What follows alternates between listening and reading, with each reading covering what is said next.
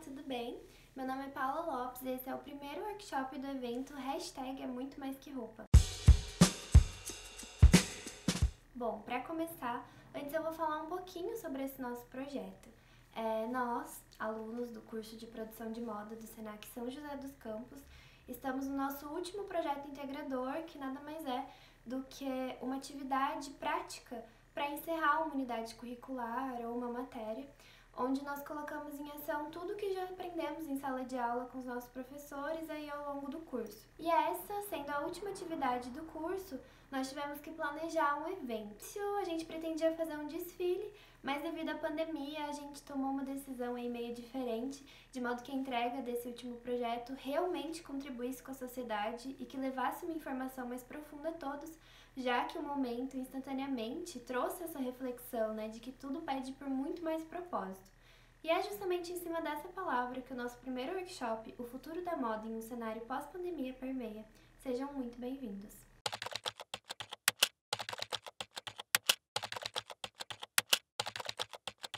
Parece óbvio, mas nenhuma pandemia, desastre natural ou qualquer outra coisa do tipo é uma tragédia anunciada, Por isso, quando coisas assim acontecem, nós ficamos perdidos ao experienciar uma situação nunca vivida antes.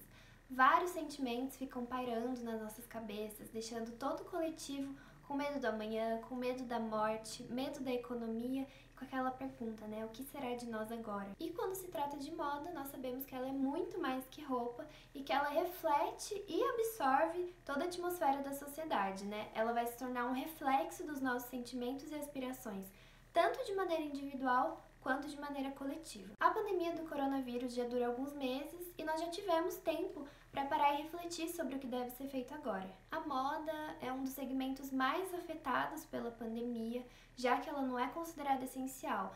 Pelo menos, não o seu produto final, já que ela é uma das indústrias que mais empregam pessoas no mundo e que fazem a economia girar. Ninguém precisa de 30 pares de sapatos no armário ou de 20 calças jeans, mas todos têm a necessidade de se vestir, e isso pode causar reflexões um tanto quanto paradoxais na nossa cabeça. E por que nós precisamos pensar na moda em plena pandemia, já que ela é algo assim tão fútil e que induz ao consumo de coisas que a gente não pode e nem quer pensar agora? Porque ela pode nos ajudar a compreender a situação como um todo e, além disso, quem trabalha na área está aí sedento por informações úteis que possam ajudar a enfrentar essa crise de uma maneira mais esperançosa e positiva. E só para esclarecer a minha fala anterior, que foi irônica, a futilidade e o consumismo da moda vêm de olhares e opiniões superficiais sobre ela, tanto de pessoas que emitem a moda quanto de pessoas que a consomem. E é justamente sobre isso que eu vou tratar nesse vídeo. Nós vamos aprender a olhar a moda de uma maneira com menos preconceitos e entendê-la como uma poderosa ferramenta de autoconhecimento, de história e de contribuições positivas para uma sociedade. Ela pode ser usada como o início de algo muito maior e muitas vezes durante esse vídeo você pode até esquecer que a gente está falando de moda, porque ela abrange ideias e assuntos que são assim inimagináveis para quem não a conhece a fundo. Então, vamos começar a entender o que está acontecendo agora, comparando com alguns momentos da história que também já foram difíceis e desafiadores. E com essas informações, a gente vai poder se preparar com ideias e ações que podem diminuir os impactos negativos e aumentar os positivos. Claro, se nós soubermos traduzi-los e implementá-los na nossa vida ou na vida da nossa empresa. Quem não conhece seu passado está fadado a cometer os mesmos erros que já foram cometidos. Então, vamos tentar entender algumas coisas com algumas situações. A moda, como conhecemos hoje, ela é extremamente democrática e livre, mas se pararmos para pensar, ela ainda exerce os mesmos papéis, mas com uma flexibilidade muito maior.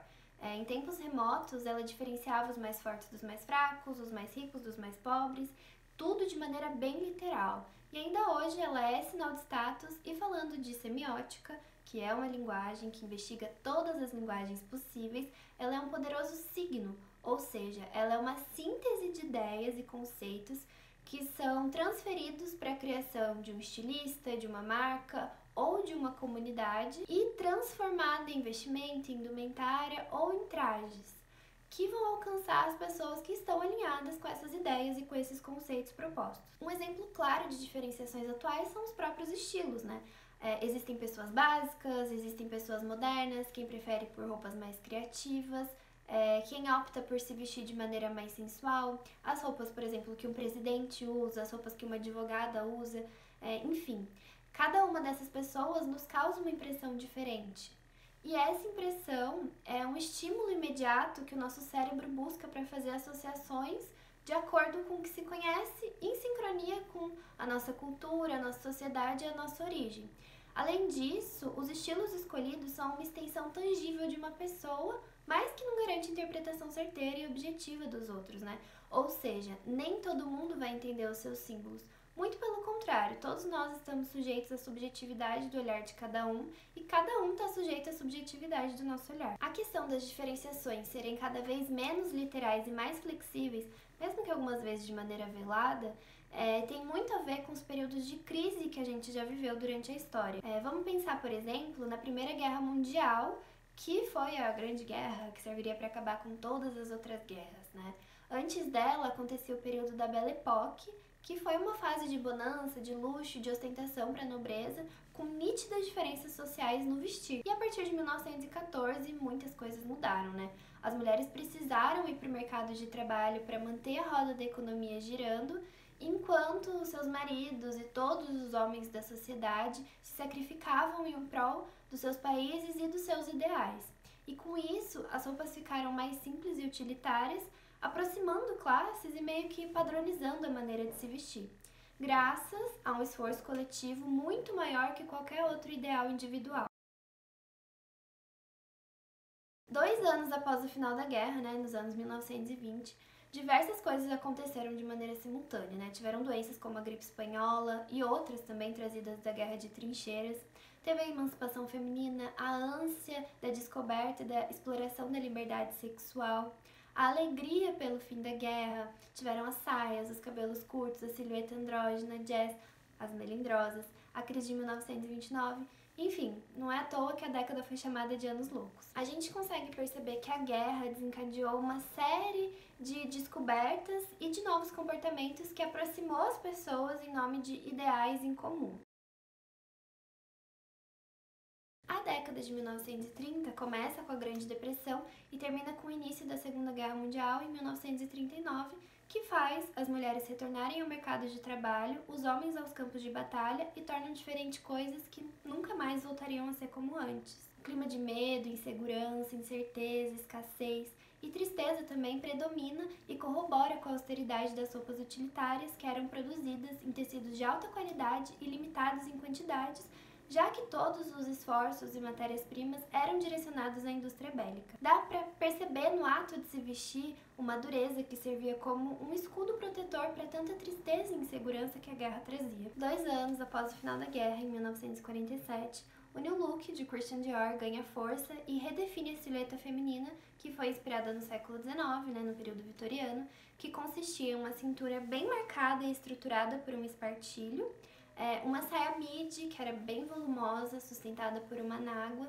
e por enchimentos nos quadris e também nos seios, Ainda havia alguns resquícios da moda utilitária da guerra, como o blazer de alfaiataria com aqueles ombros bem marcados. As roupas dessa época, do New Look, elas eram feitas em tramas luxuosas e, dependendo da peça, usava-se em média de 15 a 25 metros de tecido. Ou seja, a mulher voltou a ficar presa nas suas roupas e isso significava algo. Mas o feito histórico de Dior não durou muito tempo, A estética do New Look ela foi gradativamente perdendo força depois da sua morte em 1957. E a década de 1960, se todo mundo lembra, foi uma das mais revolucionárias da história da moda e dos jovens, Tiveram os Beatles, o movimento hippie, Woodstock, a mini saia, foi a época dos baby boomers e tantas outras coisas aconteceram. Bom, eu não vou fazer por hora, nenhuma conclusão sobre as coisas que eu acabei de falar. Eu vou deixar vocês usarem o seu senso crítico e relacionarem com o momento atual. Daí, no final do vídeo, eu volto a falar sobre isso. E falando nos dias atuais, a gente pode perceber que a moda vem se tornando mais democrática. Não somente nas roupas em si, mas nos ideais. Houve o fortalecimento da moda sem gênero, um investimento muito maior em roupas plus size, a diversidade de corpos, raças e etnias, mostrando que a moda está sempre realmente um passo à frente, simbolizando a vanguarda de comportamentos emergentes e indo cada vez mais rumo a um lado mais conceitual, artístico e sem preconceitos. Mas a gente deve tomar cuidado e observar a fundo o real propósito das marcas, porque tem muito marketing envolvido e muita gente tira proveito de situações e de causas para se promover. Além dessas questões, em 24 de abril de 2013, o desabamento do prédio Rana Plaza em Bangladesh matou 1.133 pessoas e deixou 2.500 feridas. E foi um acontecimento que nos levou a uma reflexão profunda sobre o submundo da indústria da moda, né?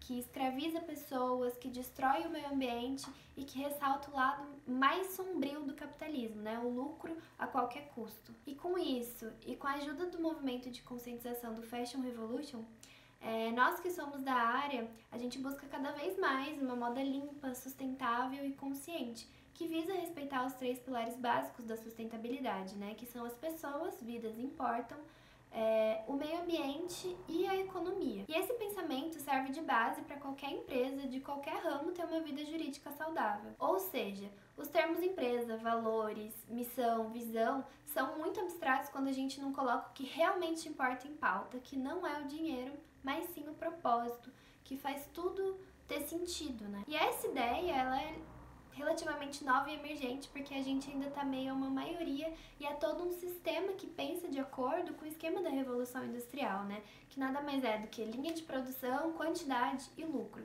Pessoas, criatividade e ideias são coisas muito distantes e nem são consideradas parte de um trabalho tradicional. Mas é preciso entender que os tempos são outros.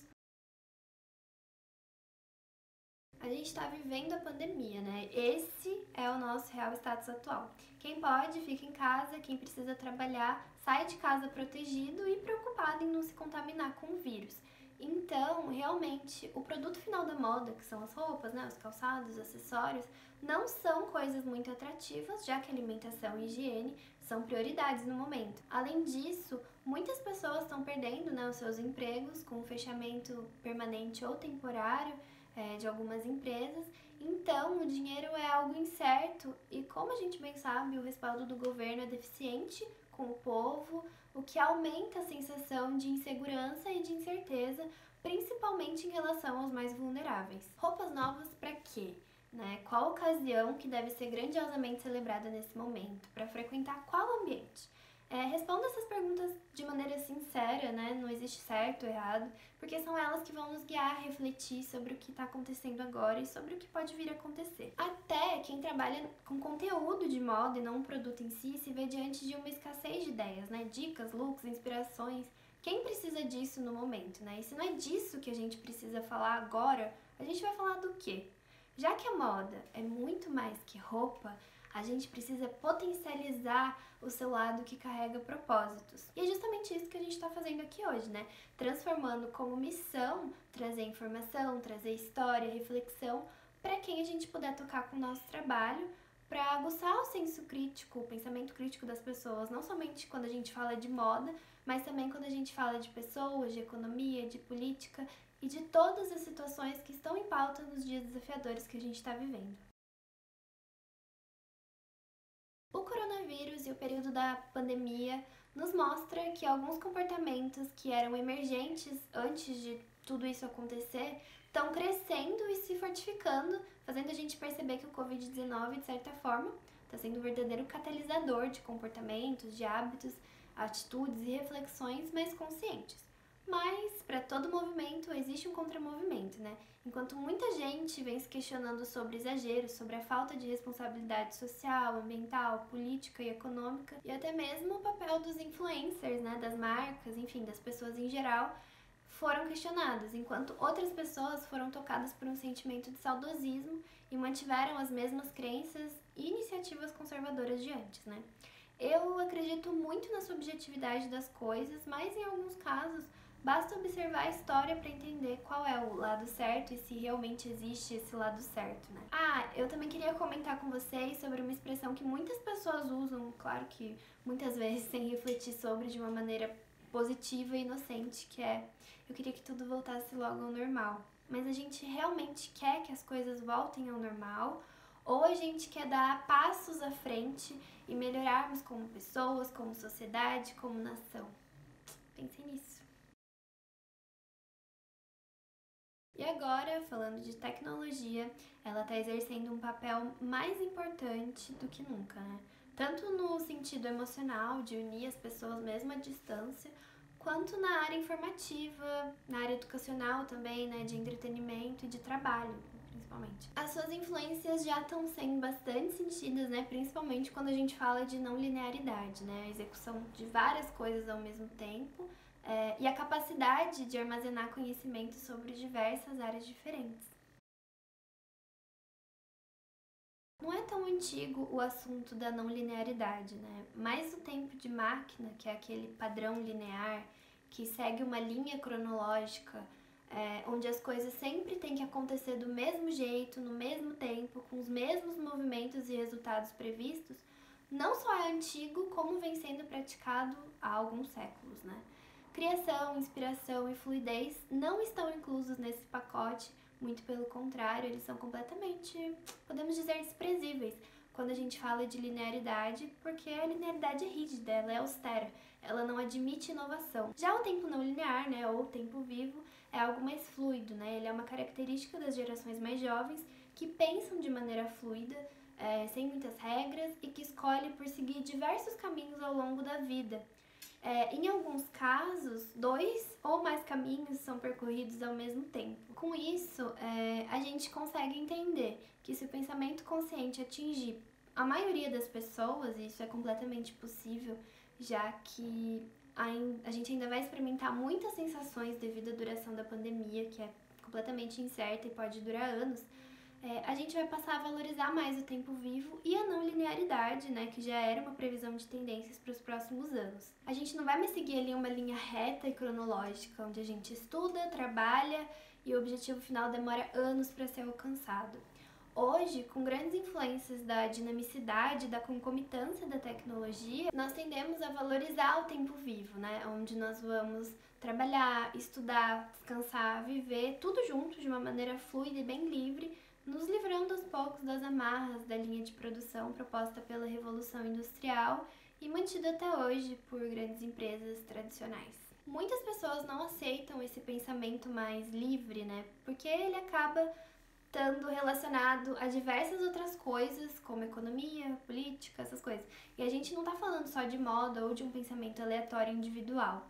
Nós estamos falando de uma ideia progressista, de uma mudança que pode impactar no declínio de grandes sistemas que, de certa forma, já estão fadados ao fim, né? Porque é nítida a sua falta de abrangência positiva na maioria da população. O que não funciona deve ser melhorado e as mudanças são implementadas passo a passo, né? Por menores que sejam ali, isso inclui o pensamento individual de cada pessoa, que reverbera nas suas atitudes, na sua família, na sua sociedade e acaba por impactar um grande número de pessoas que passa a ter o poder de transformar as coisas com mais propriedade. E o começo de tudo vem da busca por conhecimento, né, para que a gente consiga filtrar as informações que a gente recebe com o nosso senso crítico e ter a capacidade de julgar o que é bom ou o que é ruim de acordo com a nossa visão de mundo. Sempre incluindo nessa visão a empatia, pra gente não se tornar pessoas egoístas, egocêntricas e sem noção, né? E isso vale pra tudo, né? Inclusive pra moda.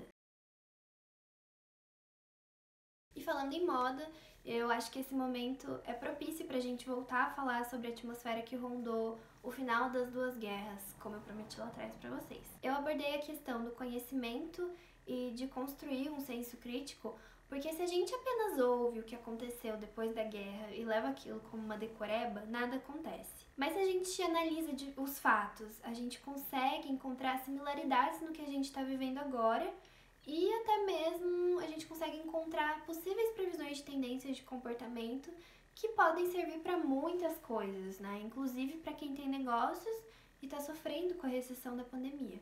Por exemplo, no final da Primeira Guerra, houve um pensamento progressista, principalmente feminino, né? Teve a questão da emancipação, da descoberta da liberdade sexual, da euforia de um período pós-guerra. As mulheres puderam experimentar muito de uma liberdade como elas nunca puderam antes na história. Então, esse foi o período das famosas melindrosas, né? Que tinham aquela silhueta andrógena, os cabelos curtinhos, elas saíam à noite para dançar. E tinham todo esse comportamento liberal e rebelde, né, que refletia na sua aparência.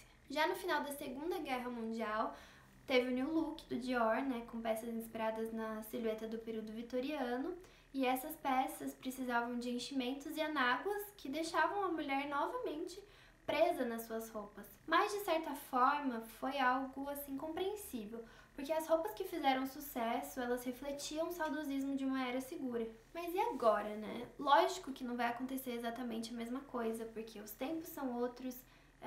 Nós somos uma nova geração, a gente já evoluiu muito de lá pra cá, embora ainda falte muita coisa, e nós temos uma consciência muito maior sobre todas as coisas. Embora haja aí um grupo de pessoas com pensamentos um tanto quanto retrógrados, mas essas pessoas sempre irão existir. Lembra dos movimentos e dos contramovimentos? Então, eles existem tanto de maneira positiva quanto de maneira negativa.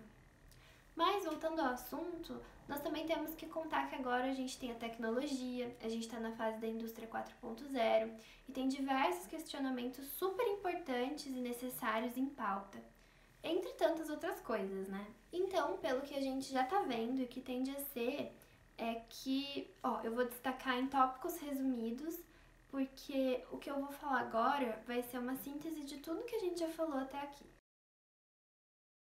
Primeiro, temos a questão de trabalhar o próprio interior antes de tudo, que é algo muito forte, é um desejo, é uma vontade, que está transcendendo nas pessoas, principalmente nas mais jovens, que não querem seguir os mesmos passos dos seus pais ou dos seus avós. A gente quer ter liberdade criativa e uma vida mais livre e mais fluida. Se a gente não se encontrou em uma faculdade, não tem problema, a gente vai lá e faz outra. A gente vai e muda de carreira, a gente muda tudo. Muda de casa, não cria mais raízes em lugares, em empregos e em coisas. Tudo vai tender a circular muito mais. O tempo não linear, né, o tempo vivo, ele está completamente relacionado a isso. E isso vai refletir na moda de diversas formas. Segundo, a essência, a criatividade e a intuição vão ser adjetivos muito valorizados nos próximos tempos. E quem não se adaptar não vai ter vez no mercado, na vida, enfim. Essa coisa da gente trabalhar e não criar uma relação positiva e prazerosa com o nosso trabalho vai acabar. Aliás, se você perceber, já tá acabando, né? As empresas de moda que trouxerem experiências positivas e que aproximarem o público do backstage, né, e de todos os processos da marca de forma transparente, além de demonstrar que se importa com valores humanos, essas empresas vão receber ainda mais destaque e vão ser modelos a serem seguidos nos próximos anos. E se tudo continuar como tá, daqui a alguns anos elas vão reinar mesmo. Porque, afinal de contas, é isso que todos nós queremos, né? A gente quer ser ouvido e, um futuro bem próximo, a gente vai querer saber a procedência do que a gente compra e usa e que todas as nossas expectativas sejam atendidas. Terceiro, e nada disso que eu falei até agora acontece sem que nós tenhamos um propósito, né? Que é uma razão para viver, para acordar, para levantar da cama, trabalhar, para lidar com o outro, né? Essa razão, ela precisa ser sólida e envolver qualidades como empatia, funcionalidade e outras questões que envolvem o autoconhecimento, para lidar com todas as outras coisas com inteligência emocional. E cada vez mais coleções ou peças individuais que realmente tenham uma história, uma inspiração ou um conceito por trás vão agradar as pessoas, porque as pessoas sempre vão se identificar com atributos que possam trazer ainda mais autenticidade para elas. Você conseguiu perceber que durante tudo que eu falei, quando a gente tem um propósito, nós conseguimos ser resilientes sobre qualquer situação, mesmo que ela seja bastante difícil?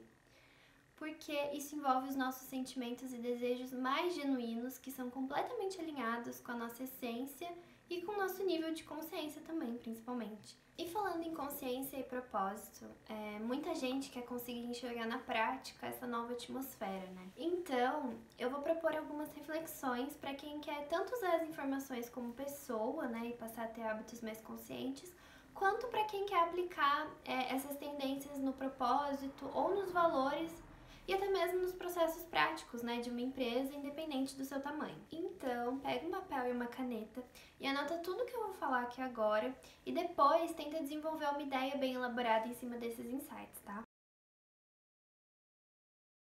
Tudo que você quiser saber, das coisas mais bobas, as mais importantes, sobre você mesmo ou sobre outras coisas externas, procure por ferramentas que te proporcionem conhecimento sobre esses assuntos, né?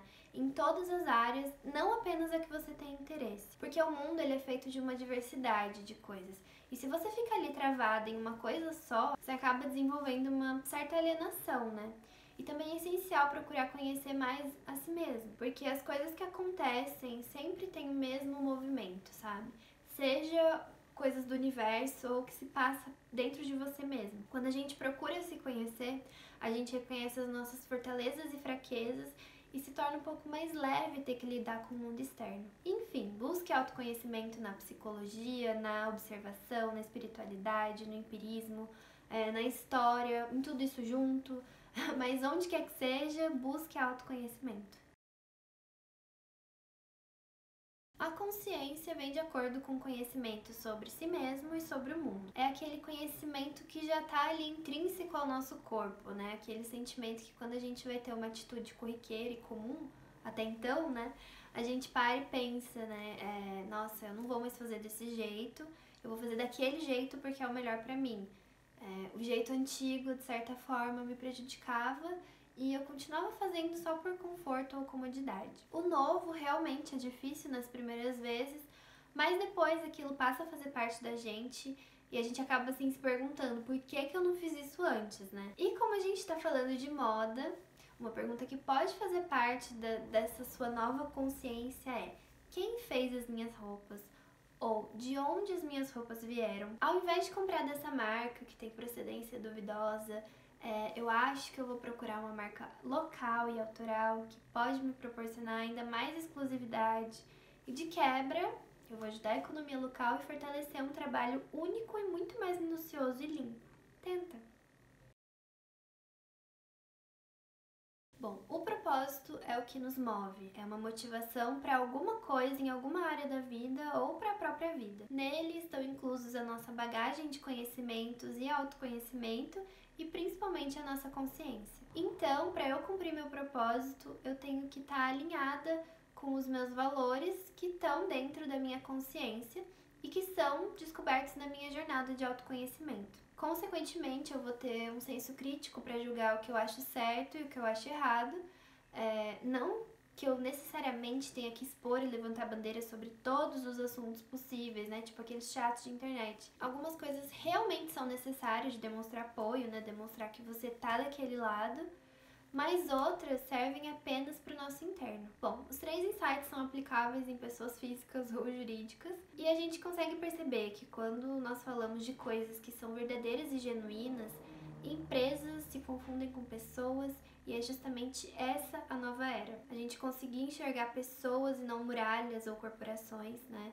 Afinal, o coletivo é formado por indivíduos que têm valores, sentimentos, vontades e muita criatividade. Que a diferença entre pessoa e empresa, assim como entre homem e mulher, preto e branco, moda e moda sustentável, não exista mais e que tudo faça parte de apenas um todo. E uma última reflexão sobre o momento que a gente está vivendo. Tenta não pensar no lado político e econômico só por um instante e visualiza o lado mais puro e natural das coisas. A natureza, ela sempre encontra uma maneira de se regenerar. A gente estava sendo muito insistente e prepotente com ela. E a natureza, as leis do universo, enfim, não falham nunca. Tenta pensar sobre por que tudo isso está acontecendo, né? Onde essa situação vai se encaixar na sua vida de forma positiva, porque justamente a nossa geração foi escolhida para tudo isso acontecer. As nossas vidas vão mudar para sempre. Para alguns vai mudar mais, para outros vai mudar menos, mas é certo que um novo tempo está começando. Nem politicagem demais, nem fanatismo abstrato demais. O caminho do meio é sempre o que nos oferece mais equilíbrio. 880 é coisa de uma época que já não nos pertence mais. Use seu senso crítico, a sua consciência e o seu propósito e faça bom proveito dessas informações. Eu fico por aqui. Eu espero muito que vocês tenham gostado desse conteúdo e que você tenha tirado um proveito positivo de tudo isso.